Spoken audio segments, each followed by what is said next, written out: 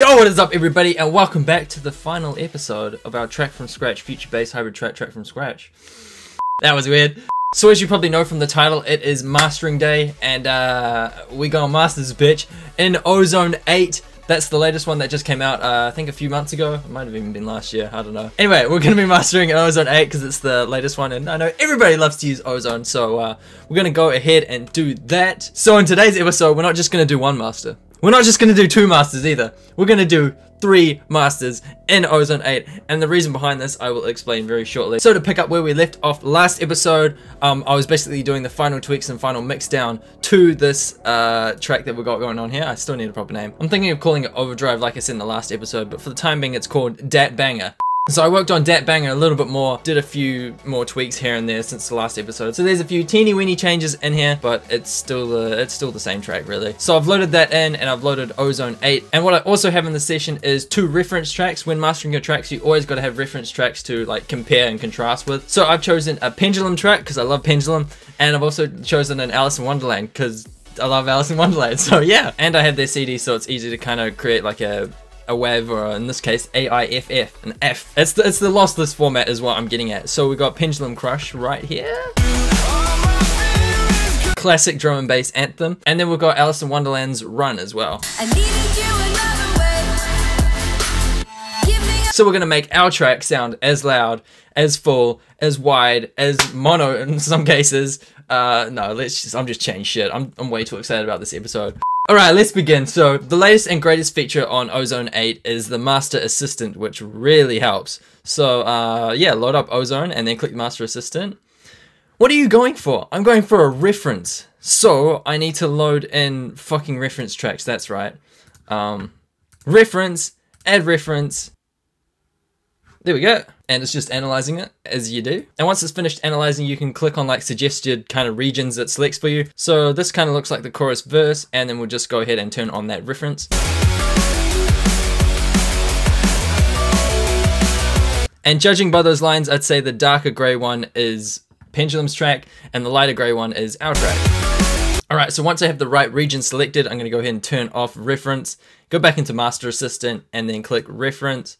And then, oh, would you look at that, reference track, Crush. Probably should have loaded in the Alison Wonderland track as well, but you know, we can do that next time. Next, and then waiting for you to play audio. So for this to work the best, probably going to go ahead and select our drop, wherever that is. I'm assuming it's this. And just let it do its thing, right? And it's going to analyze audio, and then it's going to burn your ears at one point. Ready? As it sets the maximizer. There we go.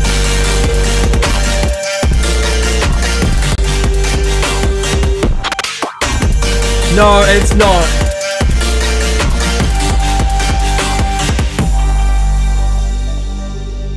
I refuse to believe Pendulum is that loud. So what it's gone ahead and done is added a subtle EQ, added some dynamic EQs, which really kind of help shape your track. In case you've got any like weird notches in the frequency spectrum that sound off, and just it'll like compare that to Pendulum and be like, okay, this section's a bit too loud, and then we'll just do some like dynamic EQ. It's kind of like a compressor built into an EQ. So you have your threshold, your tag and release just for like this EQ band. I know, it's quite a cool concept. Anyway, we're gonna have to fix this maximizer. I know the Master Assistant isn't like 100% perfect, but it does a decent job. So we're definitely gonna have to tweak this threshold because that's not quite right. Jesus, unless Pendulum actually is that loud, we can go ahead and have a gaze at that. Let's head back into the session mode. So it's around like a -5. We're looking at the light green bar, by the way, which is like the RMS. So let's tweak this threshold until we've got like a -5. It's so loud.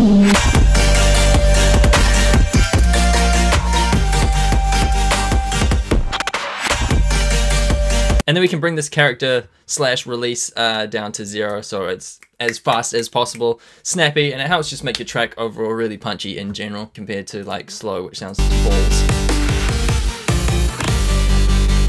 It helps maintain loudness. If you want to get that banger louder, this is what you need to do. Change that character to 0. And what we can go ahead and do is play the drop and then bypass and gain match as well.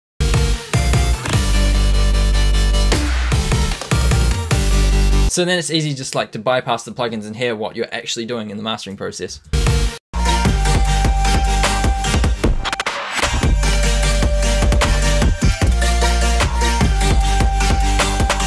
I think it's just overall a bit tighter, a bit cleaner in general, so yeah, that is Master Assistance with the Pendulum track, and now I'm going to do the exact same by duplicating that with the Alison Wonderland track, which might be a little bit more accurate because you're kind of like comparing drum and bass to trap, and yeah. Load that in, Ozone, do your thing. Adjust the little bar, the region's kind of off.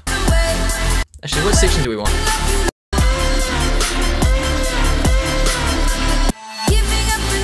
Probably that bit because it's got the kind of like saw chord wub thingies. The future bass chords is what I'm getting at.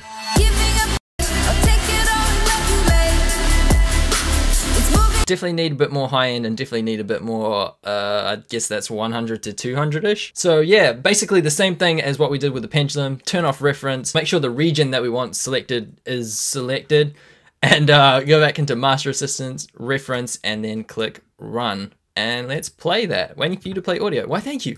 How considerate.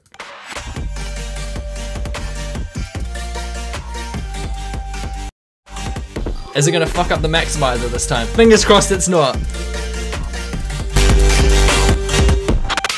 It usually doesn't fuck it up that bad, but you know. Oh, there is no way Alison Wonderland's that loud. Alright, let's play the Alison Wonderland. Right, let's look at it. -4. Wait, that's Pendulum. Ah.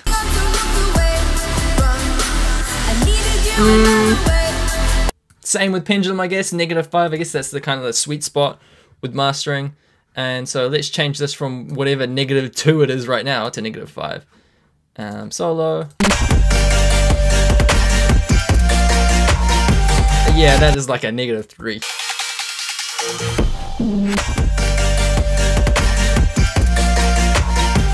And again, that fast. That character needs to be dropped down to 0. And let's just play the reference.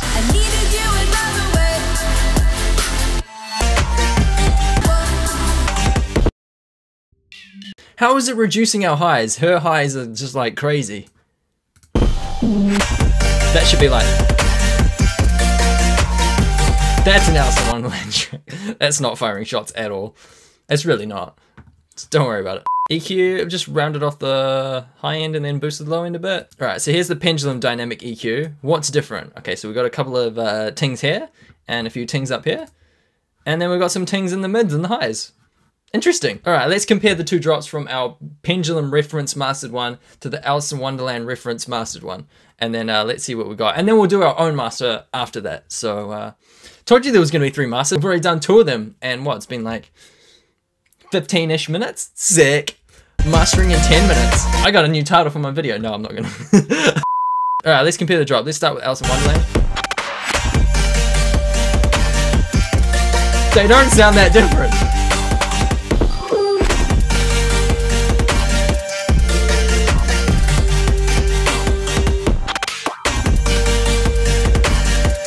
I think the Alison Wonderland track is a little bit more bass heavy, and I don't know, they both have slightly weird comb effects, which I think is being brought on by this dynamic EQ. So that's definitely interesting. Pretty similar, honestly, pretty similar in terms of maximizer slash loudness. We said that both times, so of course that's going to be similar, but like the overall sound, didn't do that much to it, just like tightened it up, made it a bit more cleaner, and then kind of like referenced it to the reference tracks. Woo! Who would have guessed it? Me! And let's make that bright pink, just because, I don't know, swag. It is time for our master, and what do we need, of course? We need Ozone 8, obviously.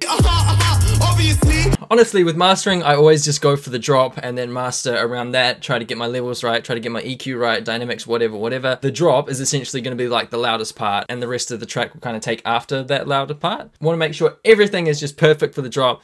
Anyway, it's kind of like the highlight of the track, I guess, since everything kind of builds up to the drop, so you want to make a really good impression by making sure your master is catered towards this drop, which is interesting because we've got 2 drops. We've got a future bass one and then a hybrid banger one. This could be fun. I think just the hybrid trap one, just absolute chaos. Try to get this future bass one sounding full and perfect. So let's do that. We don't need EQ, we don't need dynamics, we don't need maximize yet. What we are going to start with is an EQ. We probably need that EQ. And then I'm going to change the first bandpass to high pass. Is it the bandpass? No, the first filter to high pass. All right, where are we sitting at? 85. No, we can go lower than that. Skirt. Maybe round it off at about 35. I think humans can only hear like 20 and above to, is it 22,000 or 20,000? I always get that confused. But anyway, they can't hear below 20 hertz, so below that's kind of pointless, so we'll round it off there-ish. Since it's doing like a slope, it's not a strict cut, just round it off there. Have we got the reference tracks? Oh, we don't have the reference tracks. Anyway, we're going to use the EQ later. Why did I do that? Let's just leave it. But I wanted to do that initial high pass, I guess you call it, from the start. So moving on, the second thing which we're going to do to this master is, of course, the imager, which the master assistant weirdly doesn't set for you, which, yeah, like I said, weird. So I've got a rough idea where I want my levels to be because I've referenced other tracks before, like Pendulum, and I know where roughly it's this little bar is set at, so let's go to the drop and then solo the lowest band. To be honest, we can probably drag this like crossover point down to 80-ish and then make that mono. So that's super stereo, super wide, and that's super mono or just mono. So with these kind of like sub frequencies, you want to make them mono typically. Moving on, let's do the mids. And this little blue bar should be kind of averaging around the middle here. So let's see how that sounds. Why does it always start there? Can we start here from every time, please?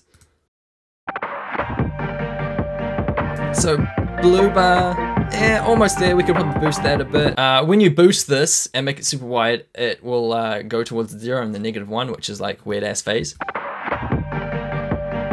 So what we want the average around here, which I think it's sitting at right now. So gonna move on to the next band.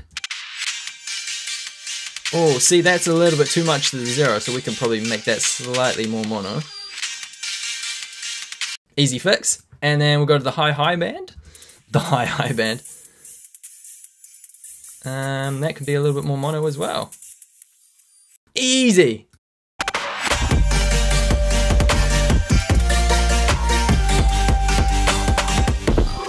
My mastering's come a long way from everything needs to be super wide. We'll just push up all these bands to the max. So reference is super important. What are we going to move on to next? We could either go with an exciter or dynamics. Okay, let's go exciter and just like add some analog shit for every single one. Just because banger. So when you've been mixing and mastering for ages, you kind of tend to know what your mixdowns lack or what they have too much of. And I definitely know my mixdowns lack a little bit of high end. And when I say a little bit, I mean a lot of high end. So you're just going to boost this high end a little bit with the exciter. And maybe the sub as well, just like a 0.2. That's just not doing that much. So we'll bring it up to 0.3. Can we do 420? Yeah, 0.3. Okay. Can we do it before and after? Yeah.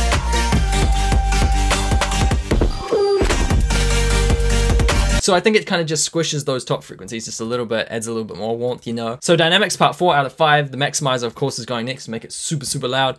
But the dynamics just kind of tame that frequency spectrum overall. So what we want is just a little bit of like gain reduction. You can see this through like the purple levels. Yeah, I'll over exaggerate it. There we go. So this thing, we just want a little bit of that.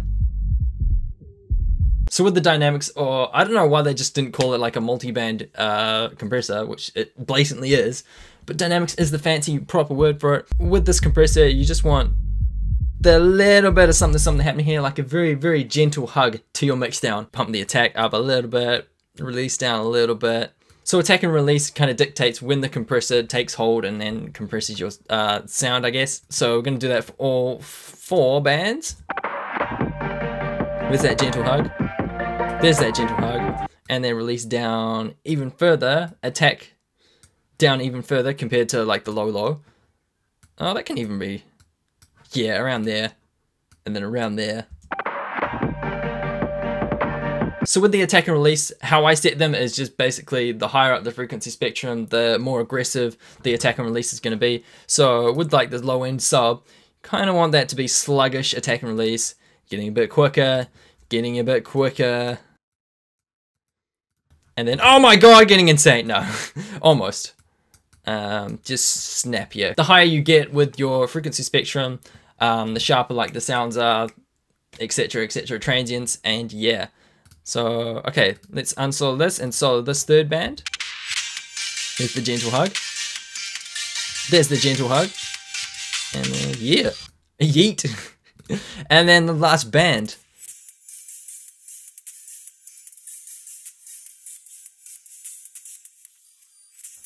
Sick, unsolo that. After we've done that, we should notice the track is slightly quieter since we're applying like the gentle hug to all of these bands.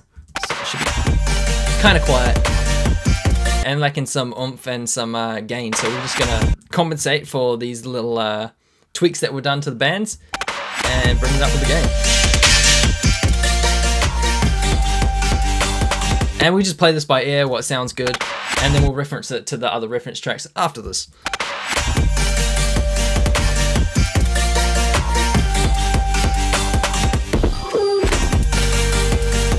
Question is, how much bass do we want?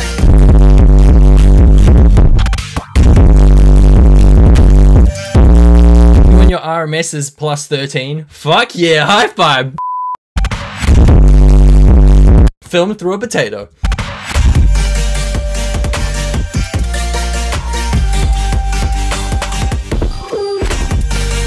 Adaptive release is automatically set on.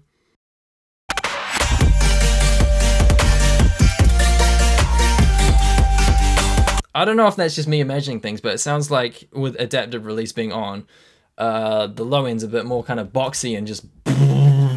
So I'm going to turn that off for the time being.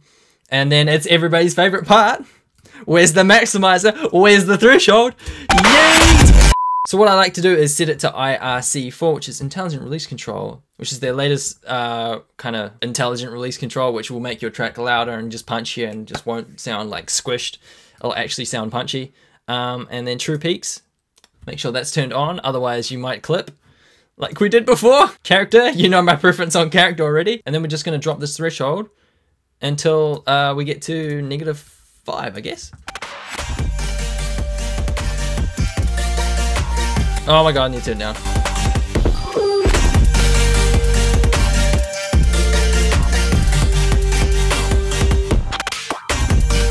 Okay, what I'm noticing is it's a little bit too wide and boxy down that low end, so I'm going to drag this low end band in the imager up.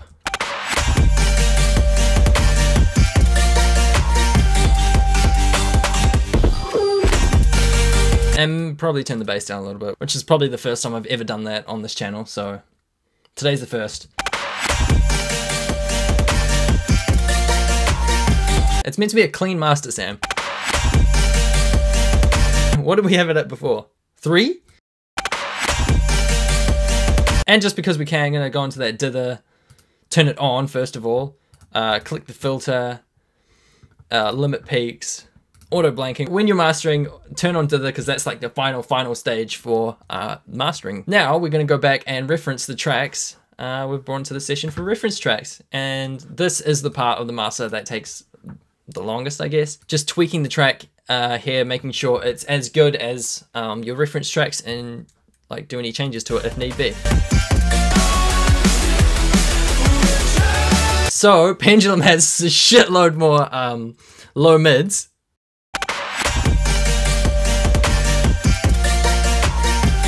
We can fix that with the exciter and then bring the low mids up.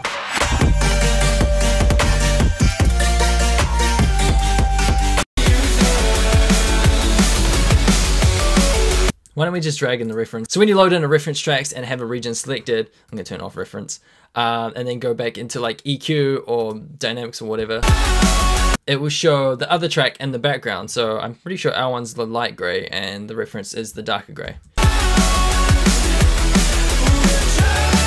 Okay, there we go. We're kind of sitting comfortable. Maybe that can come down a little bit even. high end probably come up. We just want to align these two kind of frequency spectrum lines. Don't go away! No, it went away.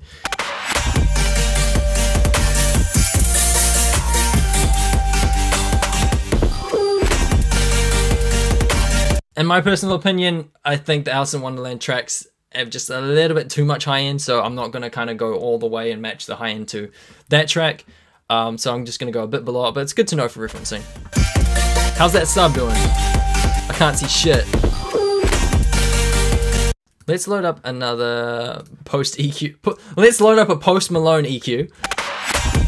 And let's do some tweaks here. Sub level's decent. We're probably a little bit too high here. Probably bring that down a bit. Probably this up a little bit. No, actually, let's change that to there.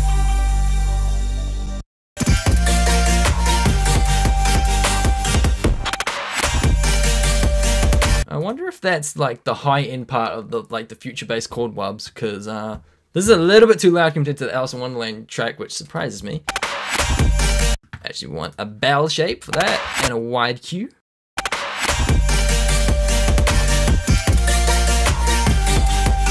That's the problem. I can't see if it's directly behind it when I'm moving this up and down. It's like getting insanely close to the screen.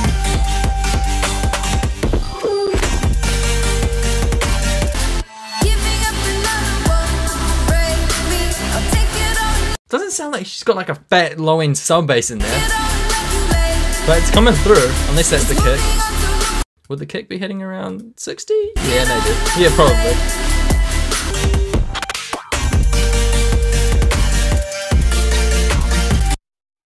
Sick!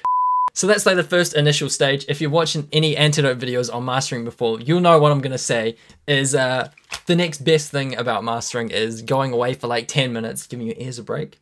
And then coming back, re-referencing, and then doing little tweaks here and there with fresh ears to see what sounds off. And then once you've done that, you go away and have another 10-minute break. And then you come back, and then you do the same process over and over again until a time where you come back, sit down, and then you don't tweak anything because it sounds kind of like the reference, and you're happy with the master overall. And then that's when you that's when you render off, I guess. So let's go back into RMS and see how loud. That's pretty decent, actually. And then of course, like the stage I said before, when you're going away and coming back and listening to it and doing your tweaks, you'll obviously reference other parts of the mix as well, and possibly do automation as well on some bits that are too, oh fuck, no, I forgot that, no! I forgot that some parts of our track are really dynamic, including this intro, so I'm gonna go ahead and tweak that and turn up bits that are too quiet essentially. So like the intro, let's go to automation mode and then make some tweaks.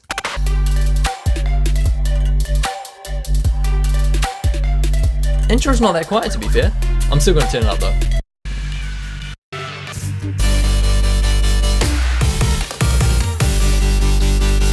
Yeah. Okay, so maybe like no, what? There. Boost it up a dB or 2. Or 4. That sounds alright. When you got a fat 808, your RMS is going to be boosted, so that's a heads up. This part can be dynamic because it's like the bridge.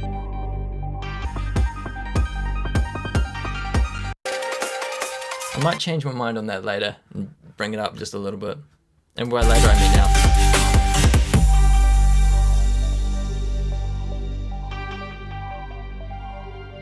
Let's get progressively louder.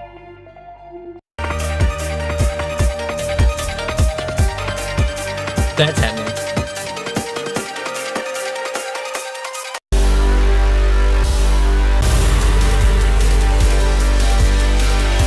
Oh my god, it's gonna be so loud. I'm not keen to see what this RMS is gonna be.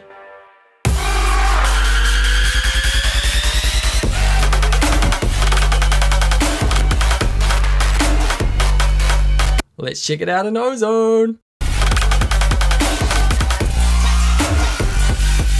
Oh yeah, baby. So the rest of the track, dynamics wise, is sounding mint now.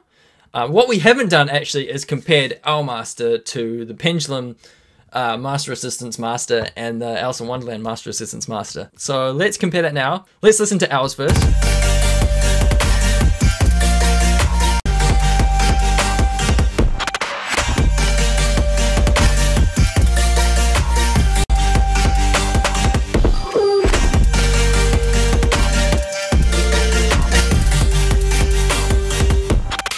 Okay, so notes. A, ours has so much more high end.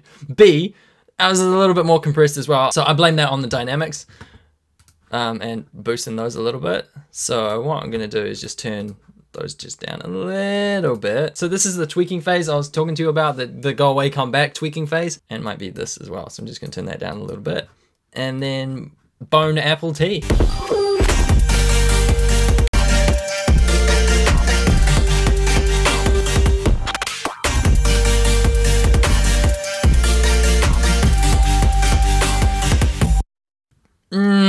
Still sounding weird. No,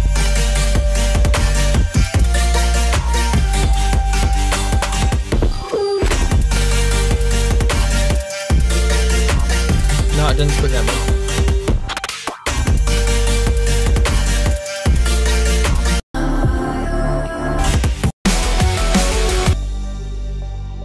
Oh, see?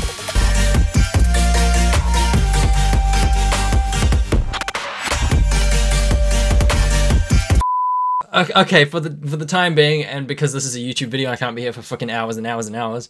We're just gonna call it quits there, have a listen, and then wrap up the series, and then maybe have a cry in the corner because the series is over. So hopefully you learned a bit from that and mastering in Ozone 8. Thanks for watching this epic series with me. It's been so much fun. Next series, I'm thinking D&B. So yeah, if not, suggest another genre in the comments below. Keep in mind, I have done dubstep, complete show, and now future bass and hybrid and trap. So probably gonna be D&B. Might attempt some noisier shit. Who knows? That'll be an epic series. I'd want to watch that series. So I'm thinking, yeah, let's do that. And yeah, the final listen of our track, start to finish.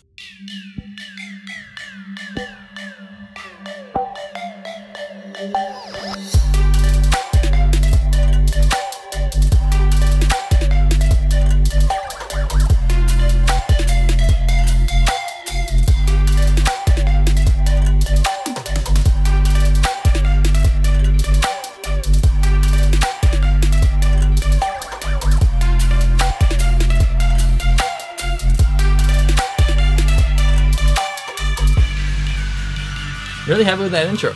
Sick.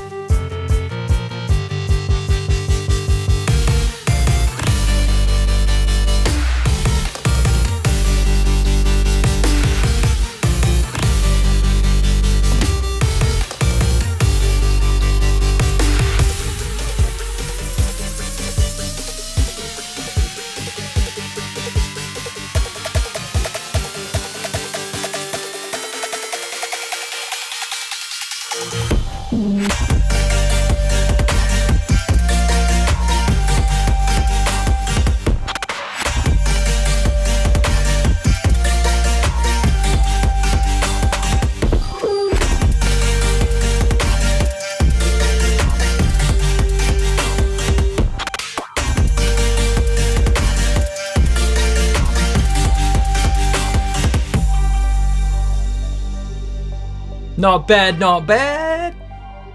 Sick. This bit is quite dynamic. I mean.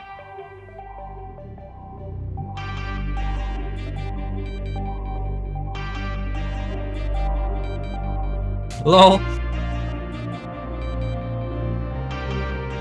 Oh yeah.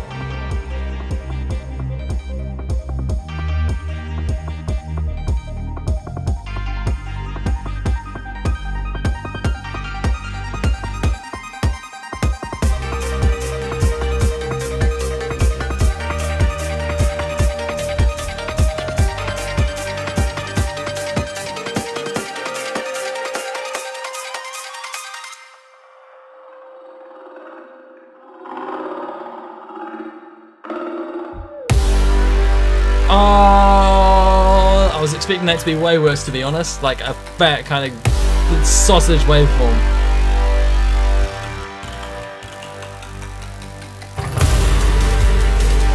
Okay, I might have to fix that.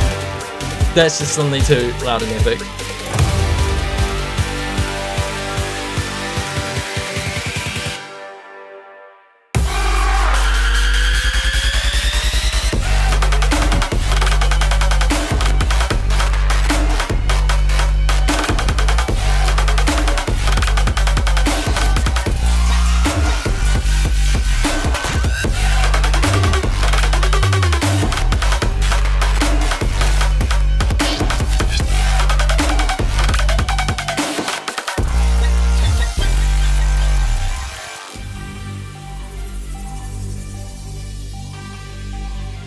So, it's the end. Thank you for watching. And I guess I'll catch you guys next time. Peace.